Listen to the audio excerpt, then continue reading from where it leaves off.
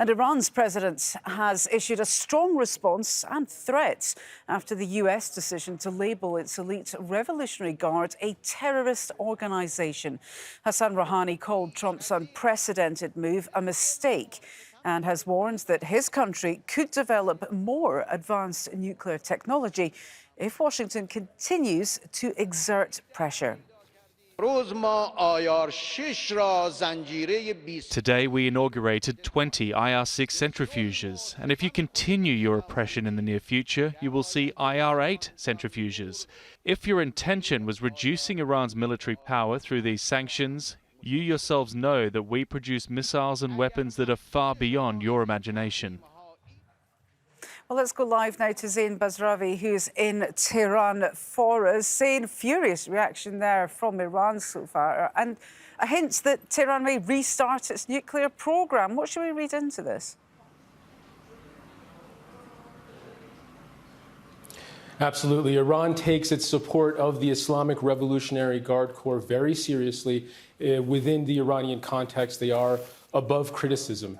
And this pivot towards hinting that it would start its nuclear program, again, this really is a well-rehearsed dance that the United States and Iran have been engaging in on the international stage. The United States carries out some sort of new action against Iran, and Iran responds with a chorus of criticism of the United States. Now, in terms of this nuclear program being reiterated by senior leaders in the country, it really is a signal to its partners in Europe, to allies like Russia and China, the remaining signatories to the 2015 nuclear deal that the White House of President Donald Trump has effectively scuttled. The deal itself is in tatters, but the fact is that this is a signal to its partners that, once again, the United States is taking a whack at Iran, and Iran does retain the right to restart its nuclear program as it sees fit, a signal that it will not take continued abuse by the United States on the political stage, and that it expects the support of those partners to continue. Now, Europe has shown that it won't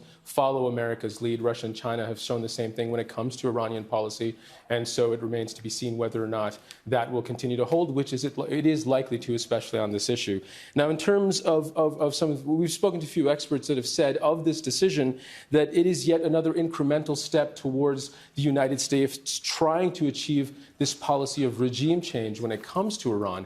But the fact is, experts here agree that this has actually, that Donald Trump has actually done the IRGC a favor. We've seen that play out in Parliament, where many parliamentarians, lawmakers who proposed a bill to further support the IRGC and to have reciprocal measures carried out against the United States showed up in Parliament today dressed in IRGC fatigues as a show of support. Now, we're continuing to see how this loaded language on the international stage is also playing out here in Iran. We've seen that organizations across the spectrum, starting with the Supreme National Security Council, declaring the United States in a tit-for-tat move in retaliation for the designation of the IRGC as a terrorist organization, have declared the United States a state sponsor of terror, U.S. forces in the region as terrorist groups, as well as especially mentioning U.S. Central Command. So this loaded language is now still being exchanged on both sides, but we're likely to see continuing growing support